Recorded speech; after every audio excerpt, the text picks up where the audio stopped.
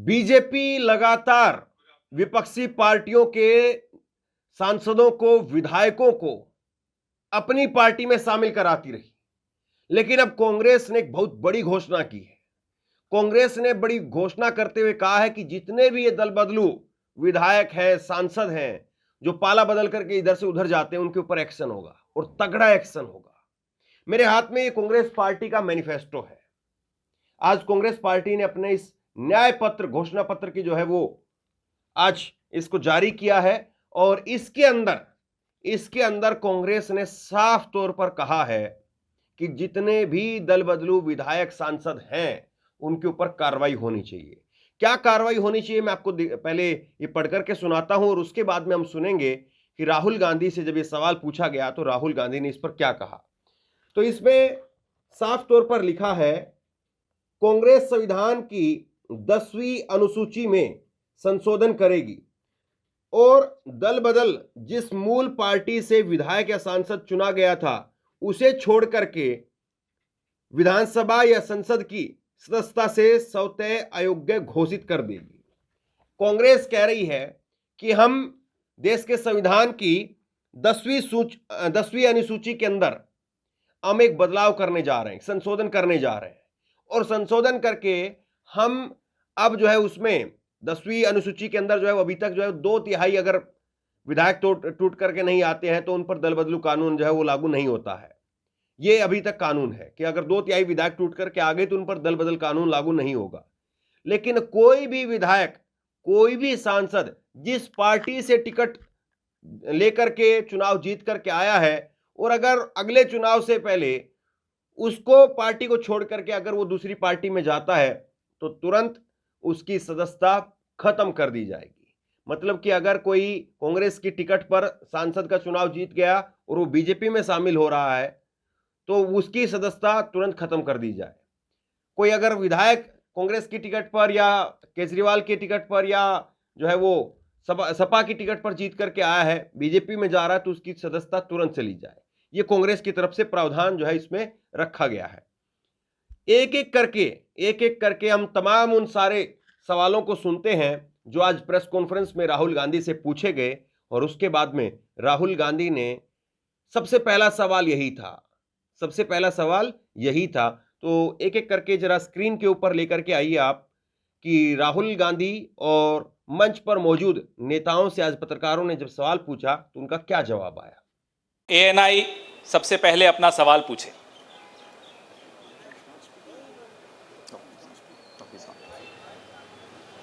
Mic दे दीजिएगा media के साथियों को।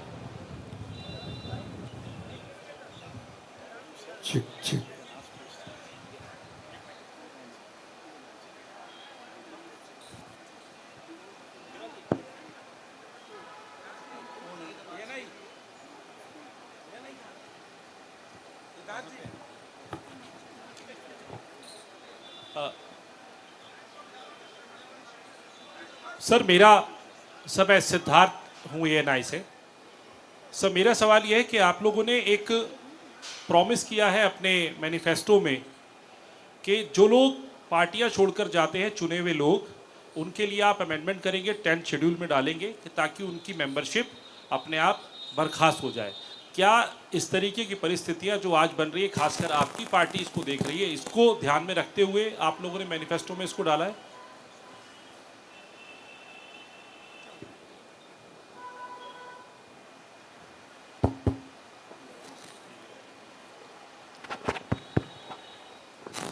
You are asking about the anti-defection law, which is now in the 10th schedule. Over the years, political parties, especially defectors, have exposed the limitations of the 10th schedule. So the 10th schedule has to be amended. Check. What is he saying? The 10th schedule is to be amended. Our position is that moment a defection takes place, he should be instantly disqualified.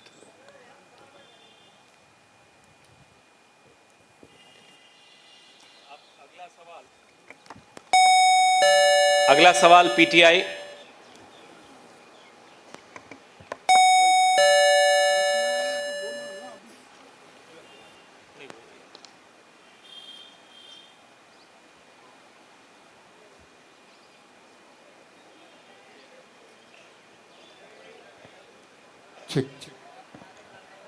Sir, sir, the focus of the manifesto is on the 25 guarantees that the Congress has already announced. So will this election be a fight between Congress's guarantees and Modi ki guarantee?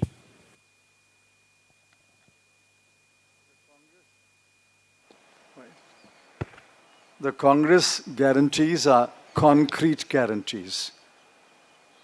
We have spelt out in English and Hindi and in due course in different languages what each guarantee means, what each guarantee will deliver to the people. Mr. Modi's guarantees are only in order to ensure that he is guaranteed a third term job. Where is the guarantee? What happened to the guarantee of 2 crore jobs? What happened to the guarantee of 15 lakhs in the account of every Indian? What happened to the guarantee of doubling farmers' income? What happened to the guarantee of raising India's GDP to 5 trillion?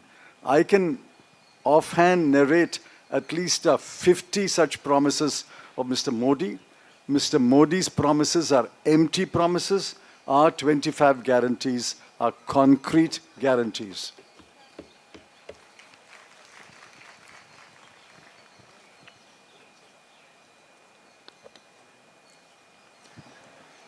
Good afternoon. I agree with what Mr. Chidambaram ji said. But this election is about those who are trying to destroy the Constitution and destroy democracy in this country versus those who are trying to protect the Constitution and protect democracy in this country.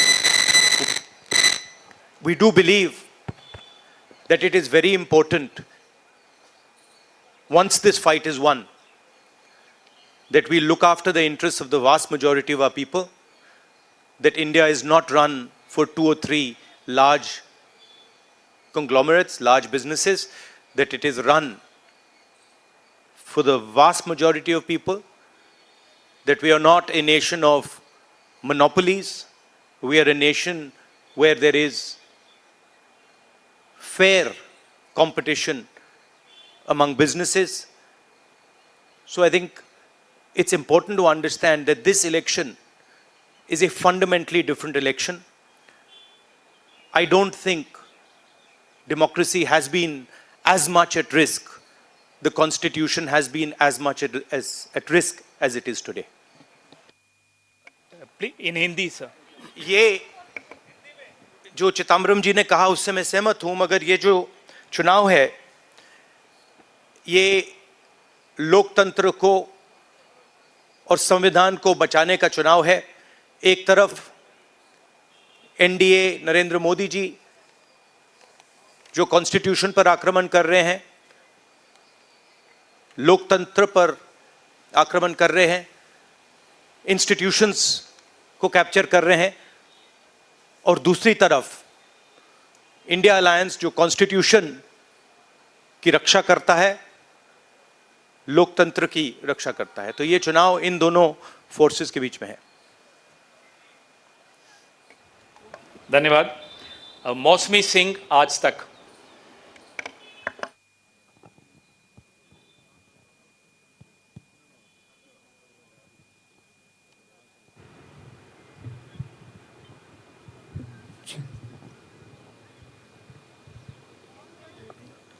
Rahul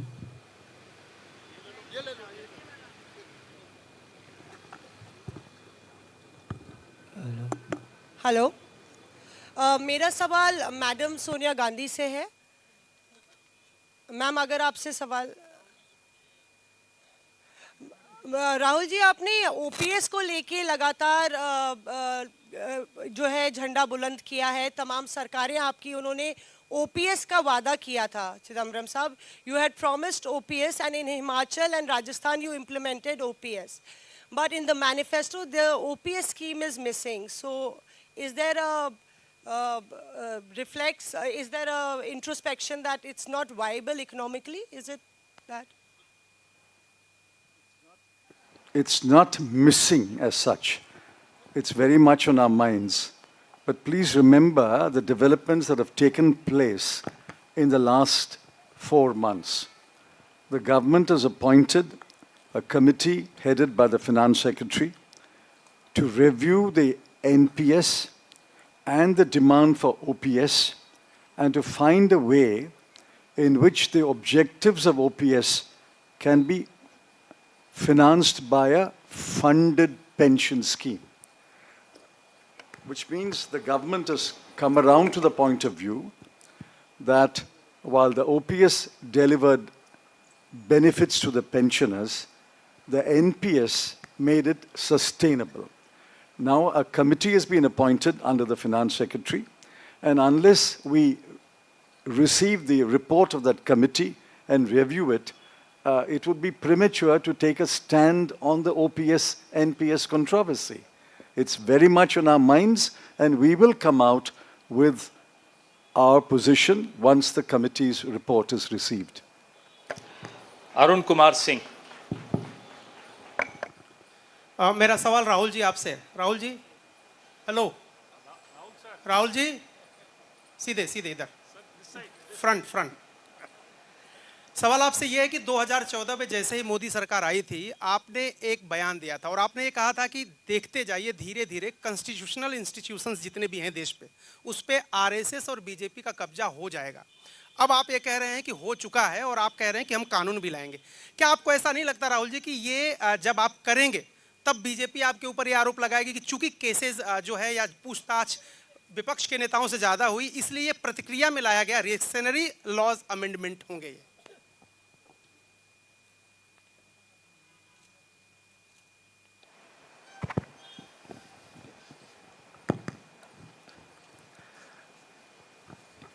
सबसे पहले ये समझना होगा कि हिंदुस्तान के राजनीतिक structure में हो क्या रहा है। आरएसएस ने और बीजेपी ने और खास तौर से नरेंद्र मोदी जी ने जो स्ट्रैटेजी बनाई है, उसका फाउंडेशन क्या है, उसकी नींव क्या है, सबसे पहले यह समझना है। नरेंद्र मोदी जी ने जैसे अदानी जी की मोनोपोली है पोर्ट्स पर, इंफ्रास्ट्रक्चर पर, डिफेंस में, वैसे नरेंद्र मोदी जी ने पॉलिटिकल फाइनेंस की मोनोपोली बनाई है। कैसे बनाई है? ED, CBI, income tax department का प्रयोग करके। अगर आप बॉन्ड स्कीम्स को देखें तो उसमें साफ दिख जाता है कि नरेंद्र मोदी जी ने, बीजेपी ने एक प्रकार से पॉलिटिकल फंडिंग एक्सटॉर्शन से, धमकी से, प्रेशर से बनाई है। खारगे जी ने कहा जो भी भ्रष्ट हैं वो सब बीजेपी में जा रहे हैं। उसका कारण है क्योंकि नरेंद्र मोदी जी चाहते हैं कि पॉलिटिकल फाइनेंस की मोनोपोली उनके हाथों में हो। अब हमारे बैंक अकाउंट बंद कर दिए, हमारे पास ओरिजिनल रास्ता जो था वही हमारा रास्ता है। हम जनता के साथ जाकर मिलकर उनके लिए लड़ते हैं। ये जो मैनिफेस्टो बना है, ये मैनिफेस्टो कांग्रेस पार्टी ने नहीं बनाया है। ये मैनिफेस्टो हिंदुस्तान की जनता ने बनाया है। हमने सिर्फ इसको लिखा है, ठीक है। और हमने सिर्फ इसको लिखा है।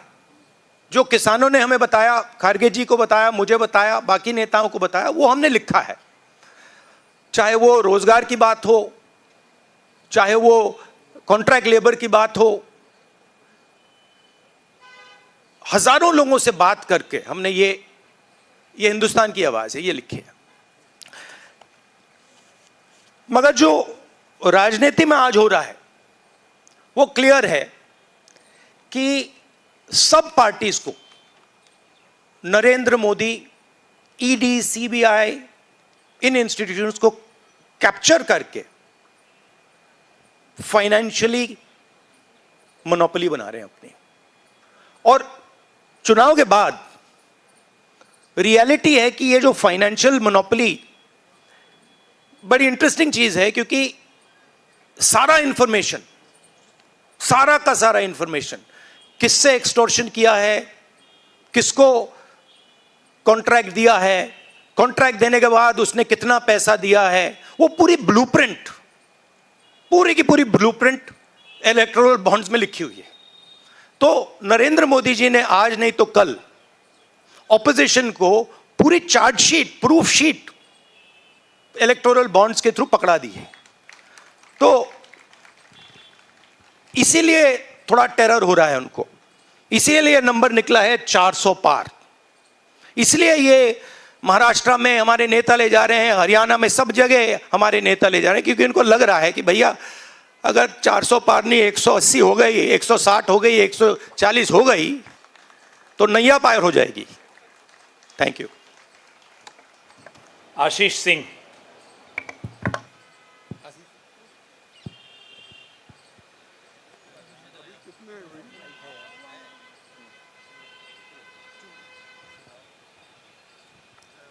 राहुल जी, लास्ट टाइम पिछले लोकसभा चुनाव में राहुल जी आपने मुझे याद है कहा था, you were convinced that time कि मोदी जी जा रहे हैं, मोदी जी का वक्त ख़त्म हो गया है। ऐसा हुआ नहीं, होता है राजनीति में। इस दफ़ा नरेंद्र मोदी को आप कितनी बड़ी राजनीतिक चुनौती मानते हैं सर 2024 के चुनाव में? देखिए, 2019 में ये शुरू हुआ, आज ये एक तरह पीक पे पहुंच गया है। हिंदुस्तान के सारे इंस्टीट्यूशंस उनके हाथ में हैं, पॉलिटिकल फाइनेंस की मोनोपोली उनके हाथ में है। CBI, ED, income tax, EC, ये सारे के सारे बीजेपी के हाथ में है, बीजेपी के कंट्रोल में है। तो जैसे मैंने अपने भाषण में कहा, cricket match is a rigged match. Cricket match is not a fair match. उसमें चाहे सोशल मीडिया की बात करें, आप हमारे नेताओं के, ऑपोजिशन नेताओं के सोशल मीडिया देख लीजिए, मेरा यूट्यूब देख लीजिए, मेरा फेस टाइम देख लीजिए, फेसबुक देख लीजिए, इंस्टाग्राम देख लीजिए, तो ये सारा का सारा स्ट्रक्चर कंट्रोल्ड है, रिग्ड है। इसलिए बहुत जरूरी है कि जनता इस बात को समझे कि ये नॉर्मल चुनाव नहीं है, ये लोकतंत्र को बचाने का, संविधान को बचाने का चुनाव है, और इसको लड़ना और जीतना बहुत जरूरी है। ये चुनाव 2-3%, 5% और बाकी हिंदुस्तान के बीच में चुनाव है। और जो बाकी हिंदुस्तान चाहता है वो इस मैनिफेस्टो में है, और जो 2% चाहता है, जो अदानी जी चाहते हैं, वो आप उनका मैनिफेस्टो देख लीजिए, आपको पता लग जाएगा। उसमें उनकी रिक्वेस्ट लिस्ट पूरी की पूरी आपको मिल जाएगी। Thank you. Vanakkam. South India mic is not on brother, but you have a very strong voice, you can speak without the mic. Sir, vanakkam. Vanakkam. Venkatraman from Dinamala from Tamil Nadu. Advance congratulations to the Congress party, because due to this serious campaign by the DMK party and Congress leaders, you are going to get 10 out of 10 seats from Tamil Nadu in the forthcoming parliament election. Do you think the same trend will you expect from the across the country? Well, you know, I'm not a soothsayer. Unlike many political commentators, I can't predict the future. But what I'm confident of is that this is a much closer election than is being propagated by the media. It is a close election, and we are going to fight an excellent election, and we are going to win the election. Thank you. Please do remember one thing. Please do remember that there was a similar feeling being generated by the press when Mr. Vajpayee was Prime Minister. There was the India Shining campaign. So we have a similar idea being propagated. India Shining with 2-3 new dimensions. International dimension, all sorts of new dimensions. Full support by the monopolists in the country. But do remember what happened to the India Shining campaign, and do remember who won that campaign. Thank you.